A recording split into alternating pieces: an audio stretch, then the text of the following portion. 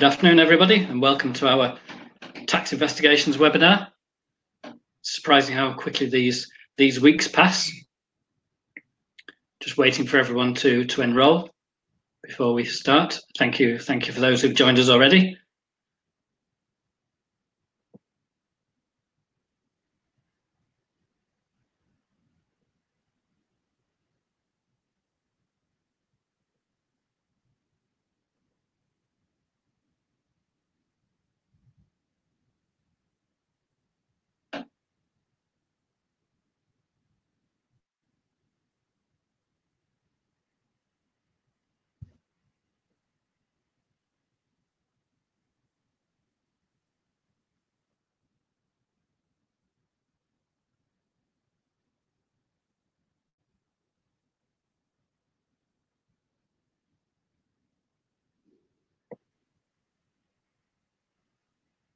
We're just, if you've joined us already, we're just waiting for more people to come into the room. I can just see people entering, and we have over 100 registered today, so that's a very good turnout. We're very looking forward to speaking to everybody this afternoon.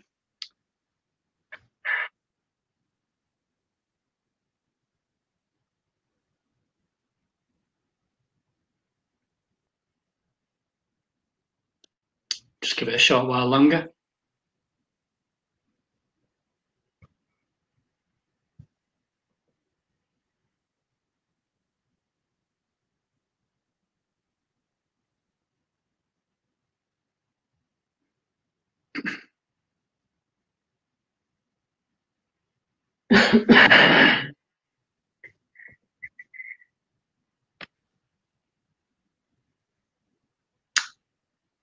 Just give it another minute, and then I'll run through the protocol and how people can send in their questions. The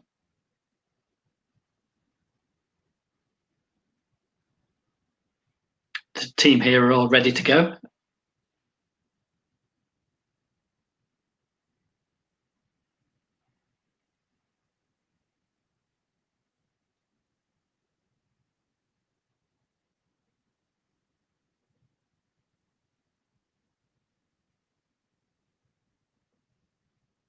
Let's hope the connection all stays live.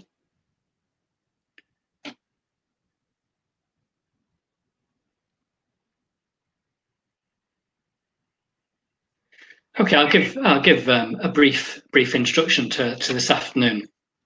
My name is Dave Jennings, and I'm an ex-Inspector of Taxes with HM Revenue and Customs.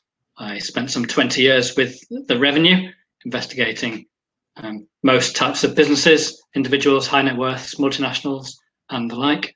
The last 14 years, I have been helping clients with disclosures, voluntary disclosures, and assisting with tax investigations and any type of dispute work with the Revenue.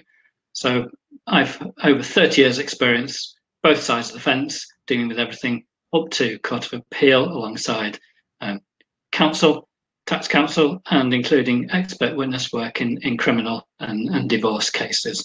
I'm also a chartered tax advisor, and I've been with Churchill Tax since the start of this year. We have two other speakers today, Sally Hutchings from Morrisons, who I will let introduce herself in a short while, and my colleague Webb here at Churchill Tax Advisors. So those of us in the audience who already know us, Churchill Tax Advisors are one of the leading firms of tax specialists in the country, with a number of offices around the UK and Scotland. We provide bespoke tax advice and help people with investigations, disputes, forensic accounting, and also accountancy itself. We work alongside accountants and solicitors, providing as much or as little work as they required on a particular assignment. And equally, we take obviously clients direct if they do come to us. So today's discussion is going to be Sally talking about the loan charge, which is obviously a hot topic this month. And then, as a change to the usual monthly webinar that we've been running, Philip and I are opening up a tax surgery. So we will take questions from the audience on any tax topic, and we will do our best to answer those questions today. We already have some questions that some of our audience have sent us before this session, and we will cover as many of those as we can as well. So without further ado, if I can hand over to Sally, please. Hello everyone, my name's Sally Hutchings and I'm a legal director at Morrisons Solicitors. I was a solicitor with Customs and Excise for over 13 years, and so I spent my career specialising in tax litigation of all sorts, but predominantly indirect and tax.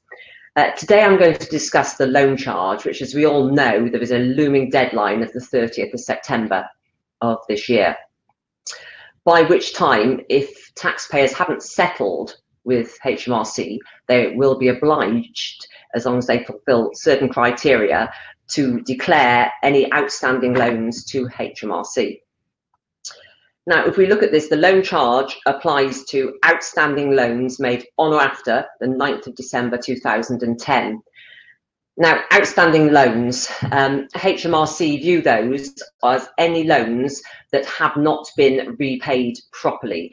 And HMRC view repayment as being the full repaying in cash of the amount of the loan you received. They do not consider, as certain taxpayers have done, a circularity of movement whereby a taxpayer pays the money to the trust and then that money comes back. HMRC's view, rightly or wrongly, is that that is not a repayment of a loan.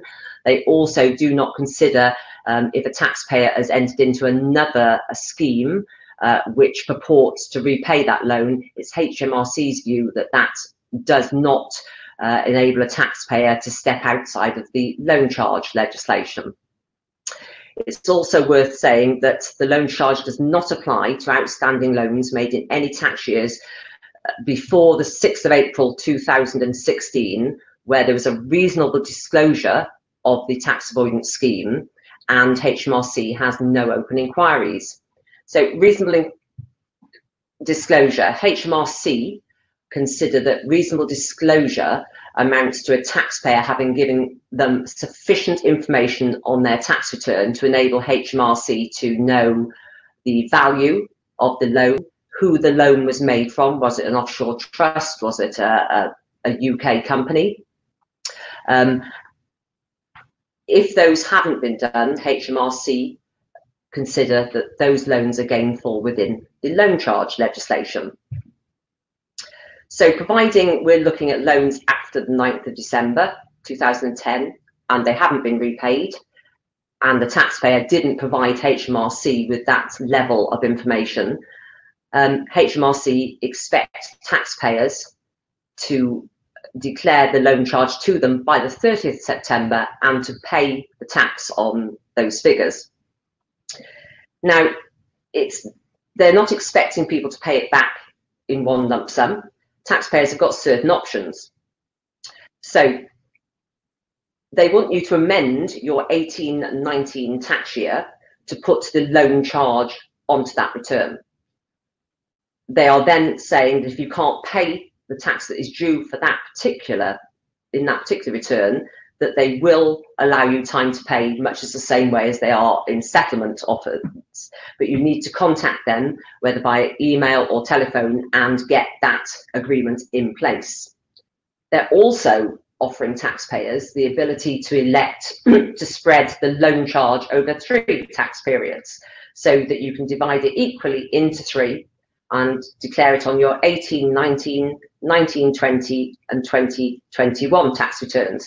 Now, this might be a very positive and good idea for certain taxpayers who they should speak to their accountants and tax advisors, because whilst it will bring into account the self-assessment payment on account rules, so you will then be forced to start making payments on account, depending on the level of your loans, if you spread it over 3 years, it might not take you up into the higher tax bracket. And so it might be a tax effective way to do it. So, loan charge, you've got loans outstanding, you didn't disclose them. What if you're in the middle of a settlement agreement with HMRC, you're desperately trying to settle your remuneration tax use. HMRC are giving taxpayers until the 30th of September of this year, by which time, if you haven't managed to push your settlement through with HMRC, you will still have to disclose and pay the loan charge. Now, if people out there have got clients, or in fact you're a taxpayer yourself trying to get your settlement over the line with HMRC, I would suggest that this is the most advantageous state of affairs, because this draws a complete and utter line under matters. HMRC are allowing you up to 10 years to repay your loans. It covers all the taxes, so it covers the employers and employee national insurance, it covers your PAYE, it covers inheritance tax, which HMRC consider to be payable because of the use of a remuneration trust, and it also incorporates penalties. Now, HMRC's settlement terms at the moment vary. If you used a limited company for your RT, no penalties are due for your use of the remuneration trust. If, however, you are a self-employed individual using effectively the same trust, HMRC are requiring penalties to be paid. They're looking at between 19 and 20% on a settlement, but again, that can be spread over a 10-year repayment period. You can, and the HMRC aren't keen, but you can, if you're in the settlement process, say to HMRC, I'm happy to settle the tax and the interest element, but I don't believe I should be liable to a penalty. And you can seek to take that out of the settlement process and appeal that to the tribunal.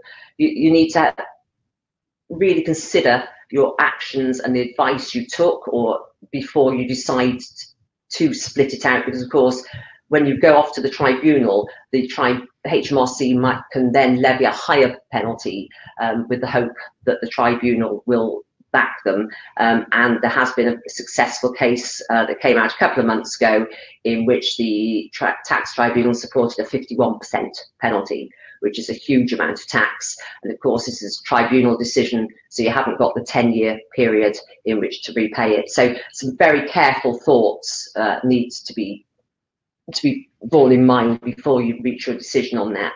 But if you are too late for a settlement period, because we've only got a couple of weeks left and the settlement terms have closed, so you needed to have registered previously, will paying your loan charge be the end of it?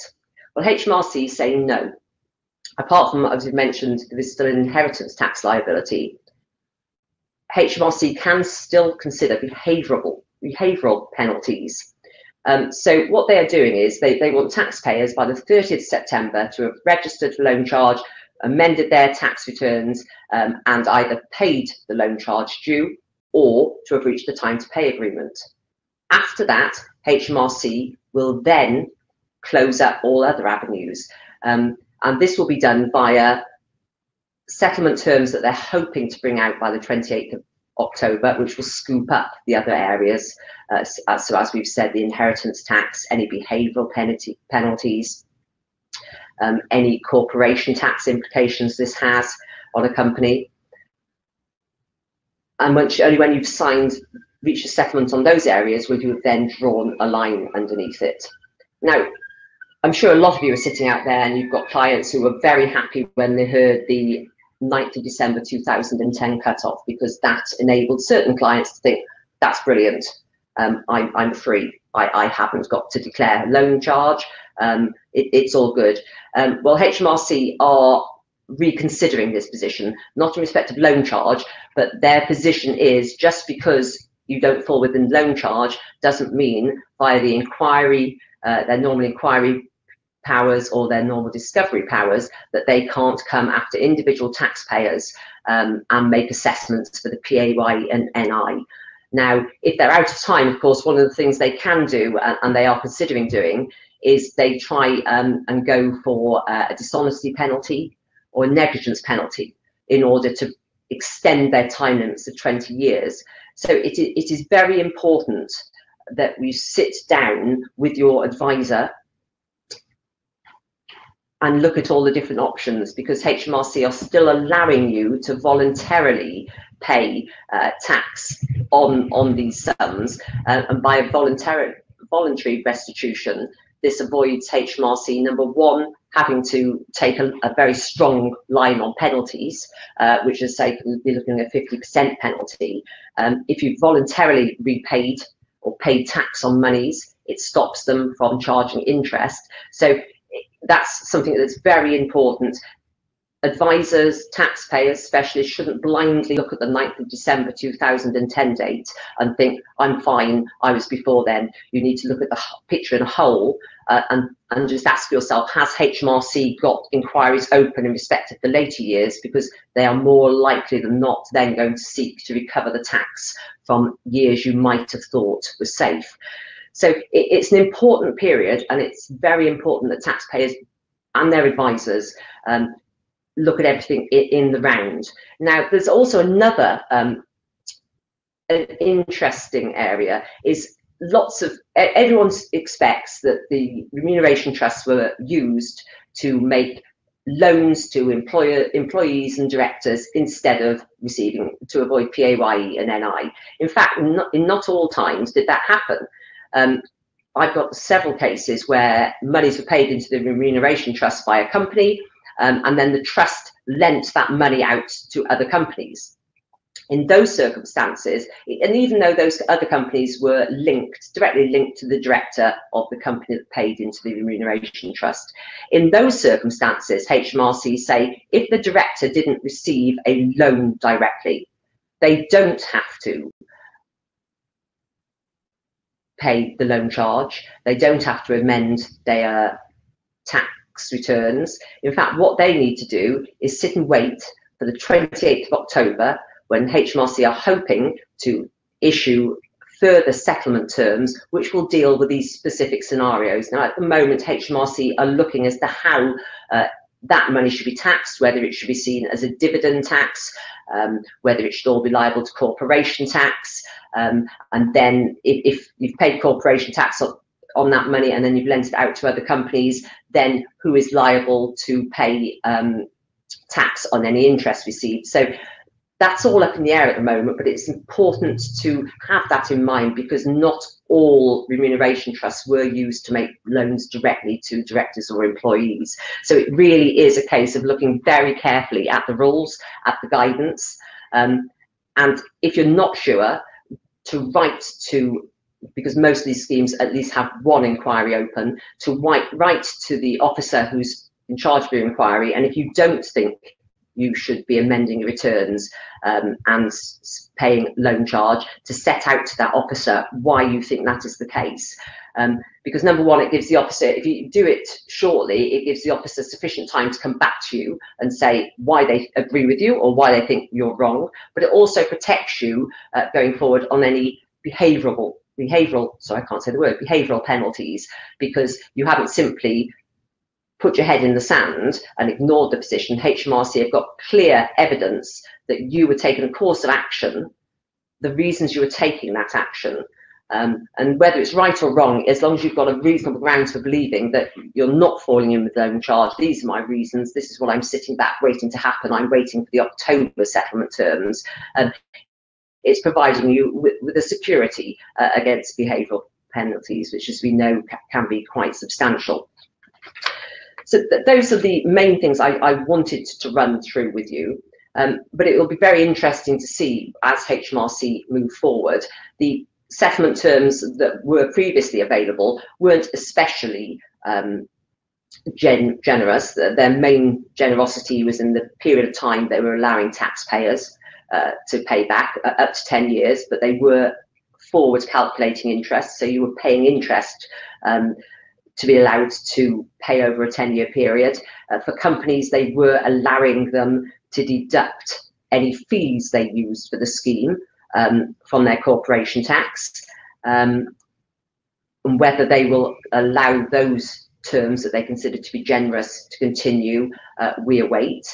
But limited companies, again, were very differently treated to a self-employed individual who was expected to pay PAYE and NI on any fees he paid. So that individuals were paying, self-employed individuals were being forced to pay tax not only on the loans they received, but on the fees they paid out. So paying tax on money they'd never received, and they were being levied with penalties automatically. We might expect to see in any future settlement terms that HMRC try and get rid of those inequalities, because HMRC weren't happy with those themselves, that they felt that the harder stance should have applied to everyone, in that scheme fees weren't deductible for tax purposes and that penalties should apply. So it will be interesting to see what happens in October. No one knows yet, not even HMRC have agreed to their terms. But for those reasons, I would very strongly advise people, if you think you can get your settlement across the line before the 30th of September, I would push hard, because that gives a client certainty, and certainly for a limited company gives quite an advantageous settlement terms at the moment. That's all I think I can say in this period of time, but if you've got any further questions, Churchill Tax are very well qualified and be more than happy to answer them. Again, they can forward any questions to myself, more specific questions, because if we were to go into all the detail of loan charge, I fear we'd be here this time tomorrow evening. But no, it's been a pleasure speaking to everyone, and I'm more than happy to answer questions, as are my friends and colleagues at Churchill Tax. Excellent. Thank you very much, Sally. That was a very useful update and general guidance on the loan charge. I did mention, for those who were here at the very beginning, that we can take questions from the audience. The aim of today's webinar was to cover the topic that Sally's gone through about loan charge. Philip and myself are open to general questions. This is a bit of a tax surgery. We've had a number of questions already sent in to us by people who registered before this seminar, and we will go through as many of those questions as possible. Equally, anybody in the audience who've got a question for Sally, myself, or Philip, type those in the box on the screen where it says type your comment, and if you type in your question there and press send, we will see those questions, and again we will go through as many of those questions as we possibly can. Was there anything else you wanted to cover, Sally, or shall we move into our general Q&A? I'm looking forward to the general Q&A. Excellent, thank you. I introduced myself at the beginning, so now I'll let Philip introduce himself, and then we'll move into the questions, and I think Philip can answer the first question as well, which I will read out for you, Philip. Thank you. Thank you.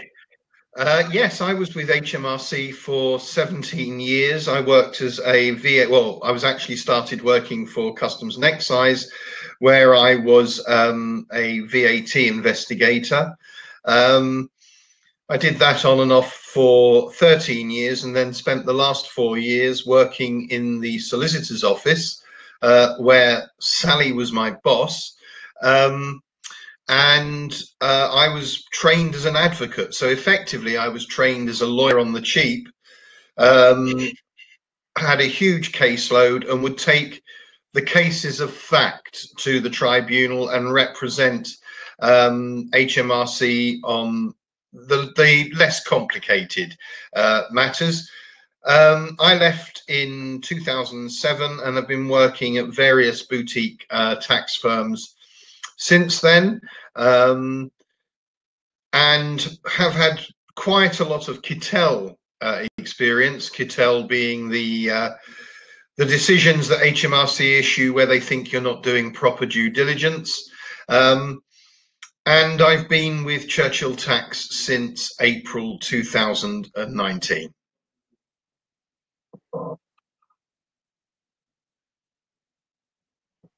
Excellent, thank you. Right, we've got some questions coming in. First one, what are the penalties that HMRC can issue against me if there is something wrong with my VAT or tax? What are the penalties? Well, effectively, the penalties fall into two tranches. They're either inaccuracy penalties or wrongdoing penalties. I won't go through all the penalties now. We want to get through as many questions as possible. But in the inaccuracy penalties, you're looking at a lack of reasonable care, any deliberate errors or deliberate and concealed errors. The penalties go from 100% of potential lost revenue down to about 20%. A lot of that and the reductions and the mitigation that can be got for penalties, this can be available in the quality of the cooperation that you give HMRC. So, for instance, you could have unprompted disclosures is something where there's an error, you've discovered it, and you think, right, I better go to them because it's giving me sleepless nights. So you make the unprompted disclosure, you assist HMRC in quantifying and showing how the error arose. You give full access to your records. And in the case of VAT, some careless errors could be suspended on the condition that certain improvements are made, such as your record keeping.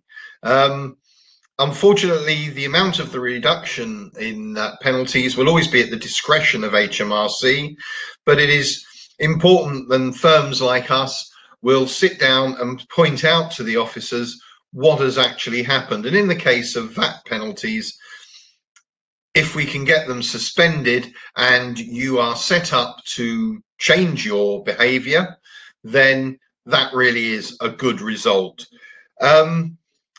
The wrongdoing penalties arise where HMRC think that they've found an error, and these penalties can arise, again, go from 100% down to about 20%. This is an issue that we will be doing more of in a later webinar about penalties for income tax and VAT. So if this is something that you are especially interested in, you can contact us individually, or you can wait for the webinar where we deal with this issue. Okay.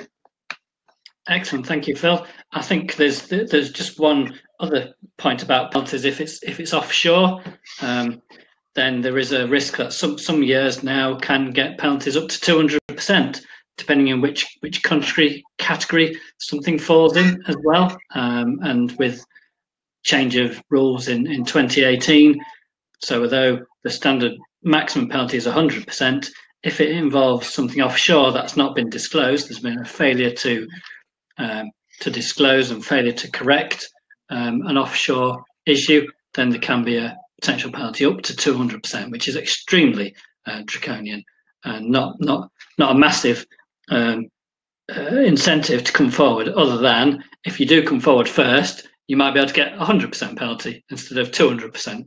So there is still an incentive, even if it's not an expensive one as well. But again, our advice is always better to come forward than to wait for the brown envelope, or even worse, the kick at the door. Nobody wants that. Certainly seek advice from ourselves or your accountant if you think there's something to disclose. We've got a question for you, Sally, if that's okay, if I can ask this question, and that's come in, and it's said about the extended time to pay instalment arrangements that the Revenue are offering for loan charge disguised remuneration taxpayers.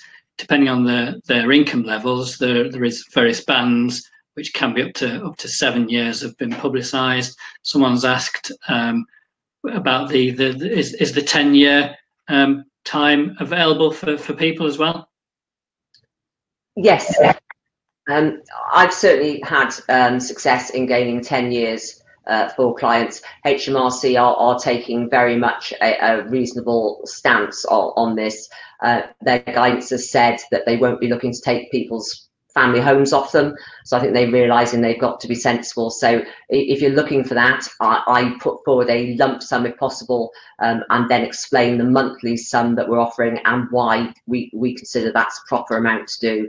HMRC don't want people overstretching themselves because they don't want to have to go back and having to renegotiate and sort out messes that people have got themselves into. Yes. And then just finally, I've also, because of COVID-19, had HMRC officers agree to time to pay agreements where nothing is paid for 6 months while people work out what their business is going to be capable of. And as long as you and then you contact them again in 6 months to say, like, this is my turnover now, so this is what I think is an affordable and sensible sum. Yes, I mean, that's equally been our experience, that the revenue are reasonable if obviously you're reasonable with the revenue too. They won't be looking to force the issue if there's the way out of it. But almost as if by magic, Sally, you did almost allude to the next question. It's a good lead in, and that is, if I owe HMRC more money than I've got in cash and savings, can they force me to sell my house? Well, the quick answer is yes, they can. The longer answer is no. Obviously, they don't want to. They would rather find an arrangement to get payment, and certainly with loan charge and disguised remuneration, as Sally's mentioned, they have said they will not be looking to repossess or take anyone's property away from them in those circumstances. But that doesn't apply to every case of tax arrears. If somebody has a very large tax bill that's built up, and if it's been careless or deliberate, the revenue potentially be less sympathetic anyway. But if the only way that someone is going to be able to settle, ultimately, if someone can't agree an instalment arrangement with the revenue, they can take standard county court proceedings to recover liabilities. They can issue CCJs, they can petition for bankruptcy, they can wind companies up. If the revenue petition for bankruptcy for a debt, then it would be down to the official receiver or the insolvency practitioner who's appointed in bankruptcy to consider how they can recover those liabilities. And that may well be forcing someone to sell their home and downsize or go into make some other arrangements. If the property is owned jointly, then they can't force the sale. Obviously, you can't force the other joint tenant to sell up. What they will expect is the other joint tenants, tenants in common, whatever the contract is with the property being held, they will expect that other person to try and buy them out and make an offer.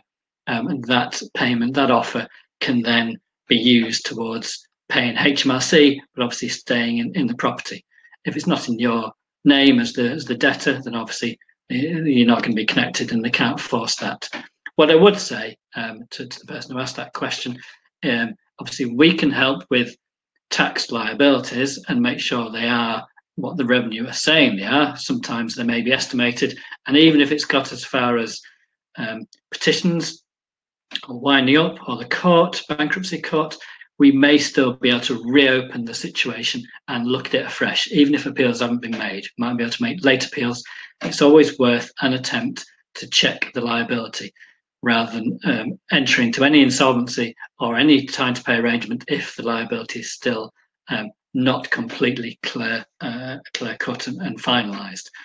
Beyond that, if you are in an insolvency situation, I would certainly recommend speaking to an insolvency practitioner and getting advice from the relevant specialist. And if you don't know somebody, we know a few that we can give names to. So yes, obviously in the most serious of cases, houses are at risk, as are general assets that someone might hold, but mostly the revenue try to avoid that as much as possible. Another question for Phil.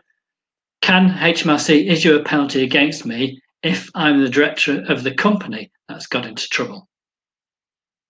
I think they're asking, can they issue can the revenue switch a penalty to them personally in their own name if it's their company that normally has the penalty? The short answer is yes. The Finance Act 2020 has given HMRC quite draconian powers. They can do it if there is a substantial tax debt that's owed and the company becomes insolvent. They can also do it if they think that the company is likely to become insolvent. So if they think that moves have been made to talk to an insolvency, even talking to an insolvency practitioner, if HMRC get wind, then that can allow them to issue the penalty. They can also, and this we are seeing, and this is quite a relevant subject, is that I mentioned right at the beginning about the Churchill work. In the instances where people are getting into trouble or having difficulties with HMRC over supply chain fraud, HMRC are issuing their Churchill decisions. Sometimes they're assessments, sometimes they are removing somebody's right to hold a VAT number.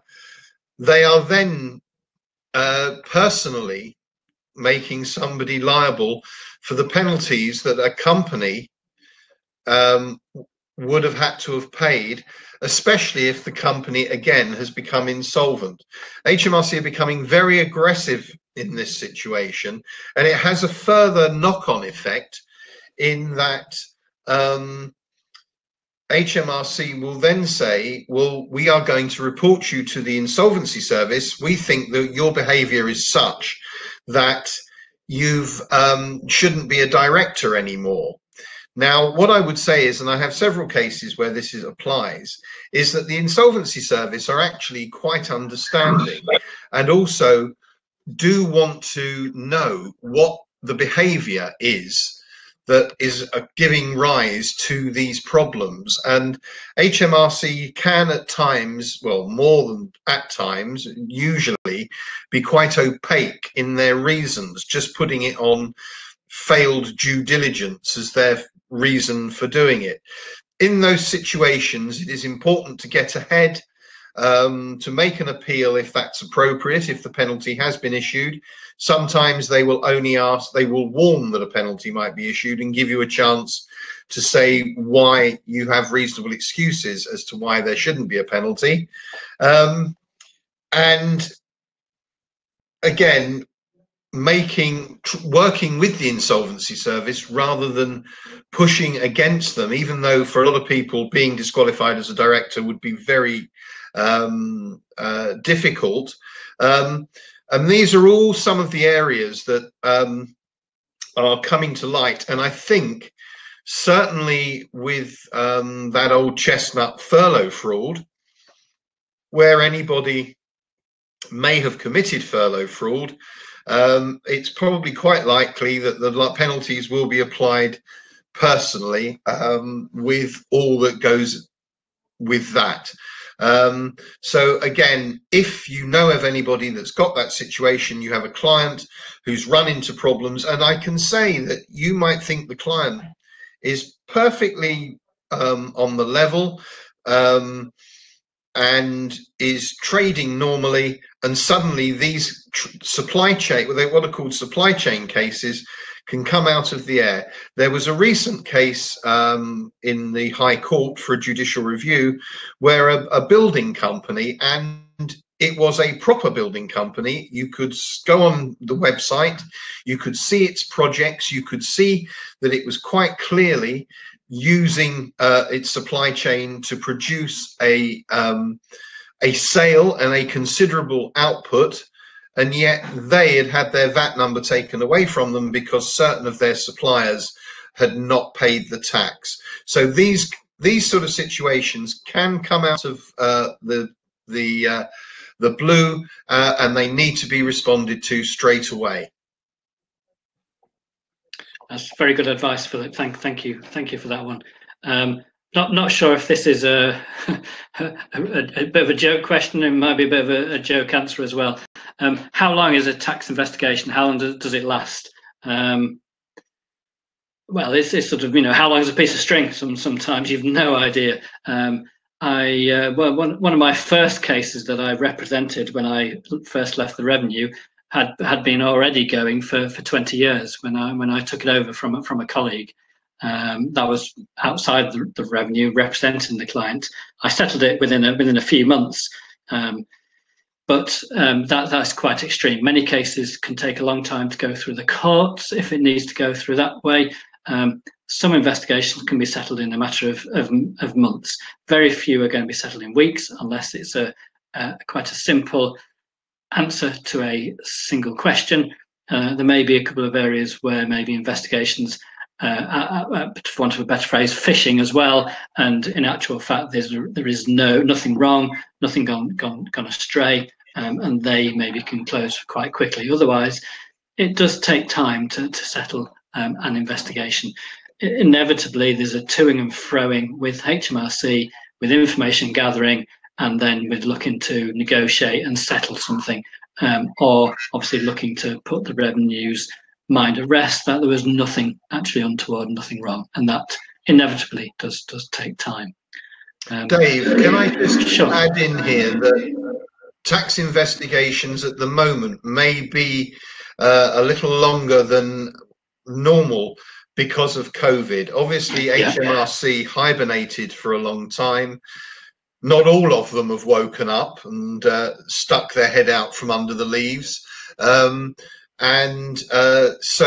that has had an unfortunate effect of stretching the length of time that HMRC are taking at the moment with responding to letters and telling you at what stage the cases are. Okay, thank you, Philip. Another question here for Sally, if I may ask this one as well.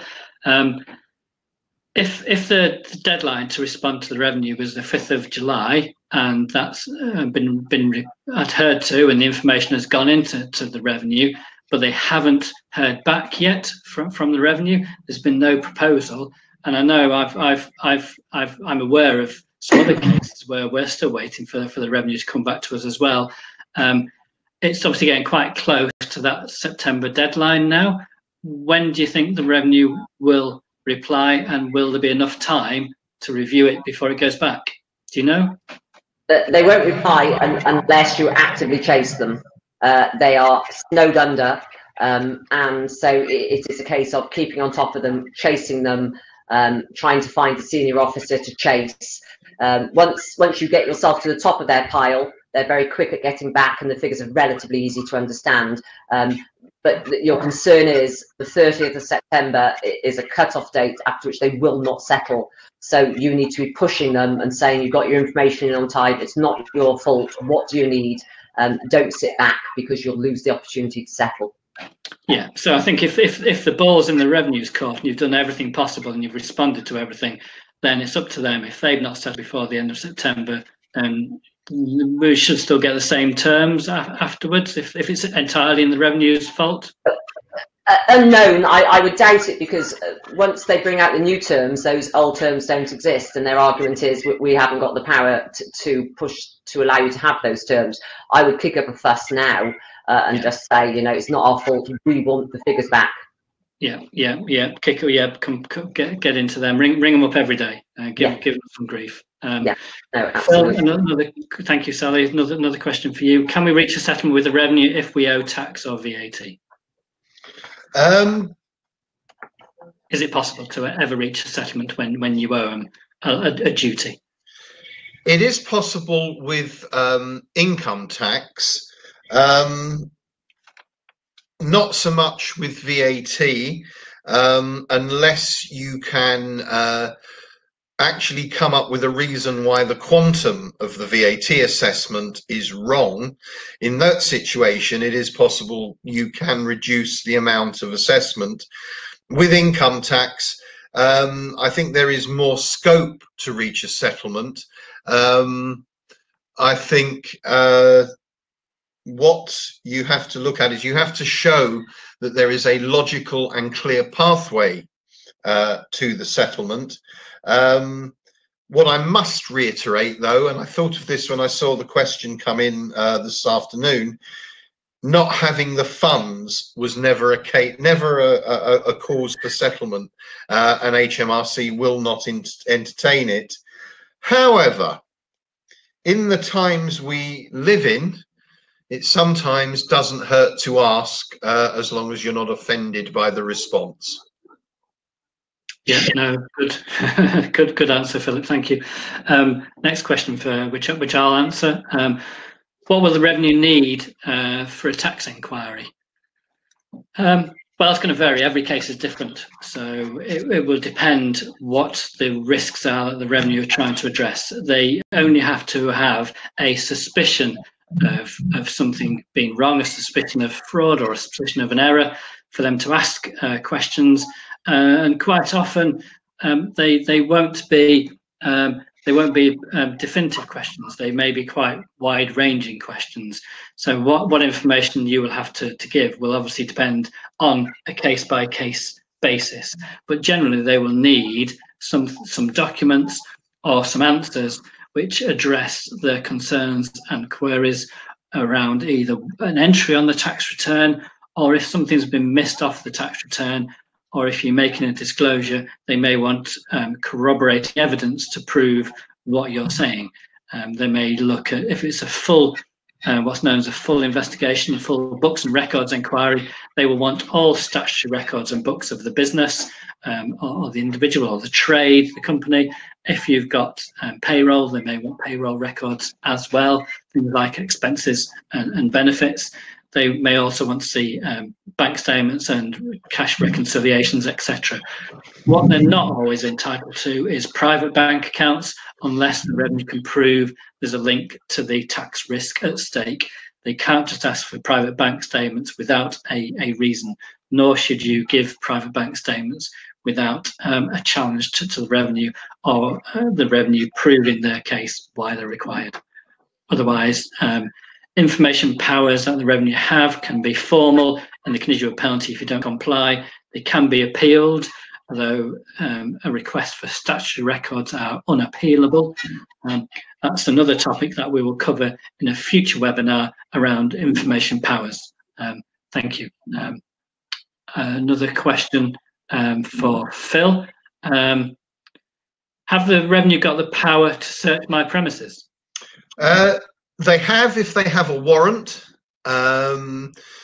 If they're just turning up and they haven't made an appointment, they have a power to inspect your premises, your business premises, which means that they can have a look round. If they're going into a takeaway, they can go behind the counter if they wanted to, though they can't hold up business or the economic activity. They should do it sensitively. If they say, what's in that cupboard, and you can say such and such, they can say, will you open it for me? And if you say no, then there is a chance that they will come back with a warrant. So you do need to be a bit careful. And what you're looking for if HMRC turn up is you're looking to be cooperative with them. They're, by and large, they're looking to see only if there is unpaid tax, certainly in places like where takeaways, etc., that are heavily using cash. And in those situations, cooperating with them, they do have the power to inspect, they do have the power to be on your premises, but they can't open that cupboard or that drawer unless they've got the warrant, because that would then become a search.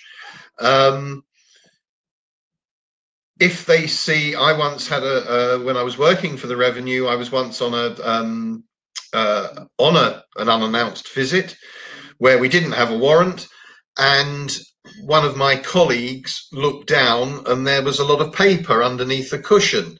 So he asked the owner of the business if he could pull the paper out. Because it was in plain sight, it was he was allowed to do so. And when the gentleman produced it, that was all the Z readings that had been hidden and never declared. So that is what HMRC are looking for on those type of visits.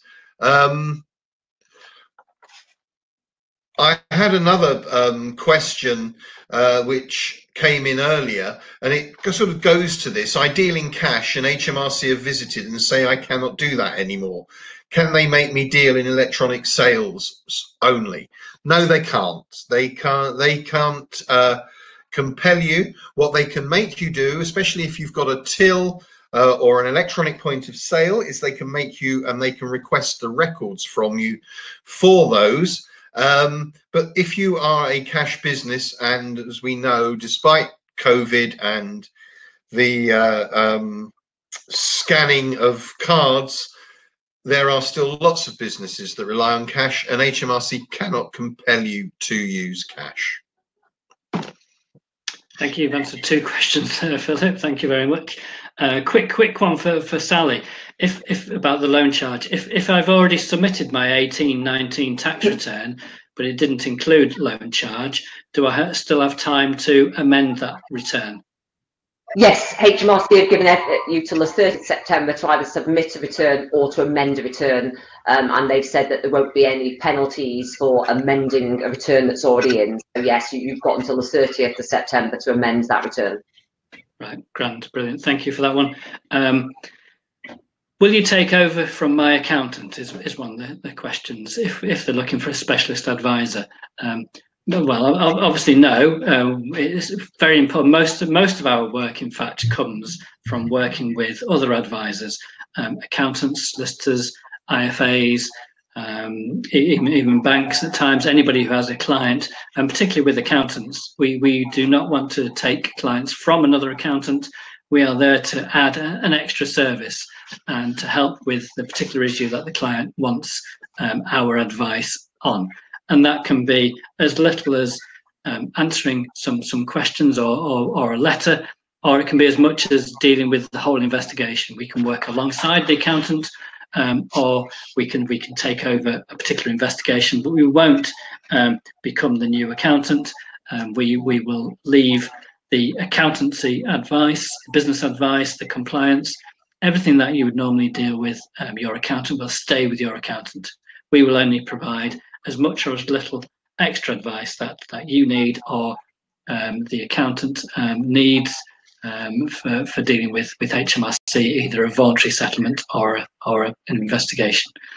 Probably got time maybe for one more question, Philip, I think, and that is, what happens if HMRC accuse me of fraud or deliberate behaviour, I suppose, but I've done nothing wrong?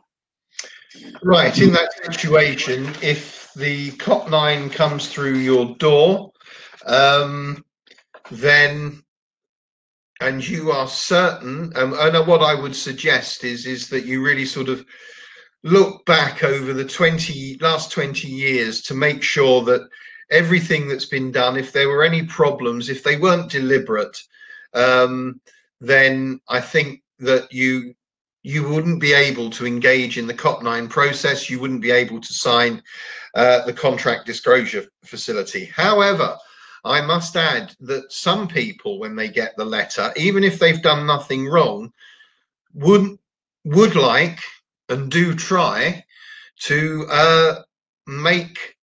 say that yes, they have done something wrong, thinking that will keep HMRC at bay, and that's what HMRC want to hear. I cannot stress enough that that is not how the system is supposed to work. And if you signed a contract disclosure facility knowing you'd done nothing wrong but saying you had, then that could get you into as much trouble as anything else. If you have done nothing wrong and you are certain that you have done nothing wrong, then you must write back to HMRC and say, no, I am not accepting your offer. If that happens and you've done nothing wrong, they may or will carry out an investigation. In that situation, if they have misinterpreted information about you, which they thought suggested fraud, which is actually innocently explained, then that can be dealt with and you can still engage with them.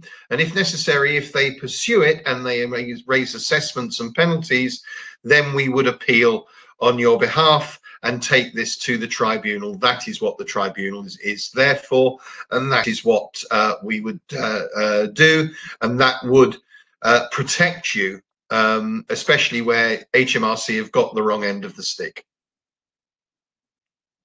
Excellent. Thank you, Philip. We do have time for one final question, I think, before we wrap up, and that is, my client has 5 buy-to-let flats which they've never declared. What should they do? Well, as we've probably covered already during these question answers, our advice is they need to declare it sooner rather than later. There is the Let Property campaign is still available. You do need to make sure you're making a full disclosure.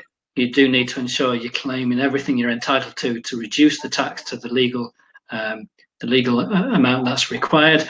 You do need to self-assess the penalty and consider behaviours. And if, as Phil said about fraud, if in fact those 5 buy-to-lets are caught up with fraud, then it may be that the Let Property campaign is not sufficient disclosure.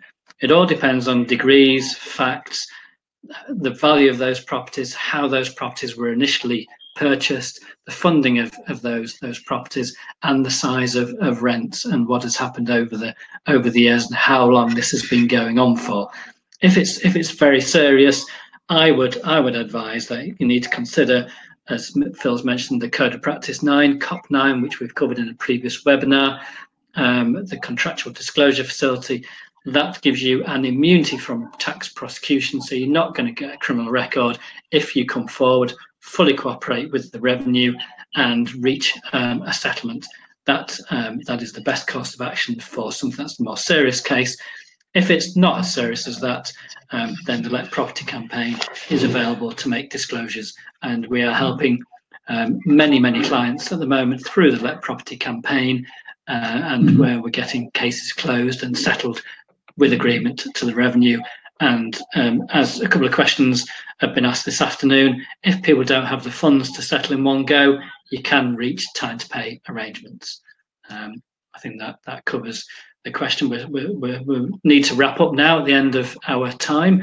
A couple of very nice thank yous from people in the audience for some of the questions. They said some of the answers were really valuable, so we appreciate that very much. Thank you, and thank you everybody else for attending. You will get access to a video copy of this, and those who were unable to attend during this time will equally get a link to the video which they can watch at their leisure. It now just leads me to thank both Philip and Sally for joining us and speaking this afternoon, and please do contact any of us if you've got any further questions. Is there anything else either of you wanted to finish with? No, just have a good evening, everybody. Excellent, thank you. Yes, stay safe, everybody, and we'll see you next month. Thank you. Good night. Thank you.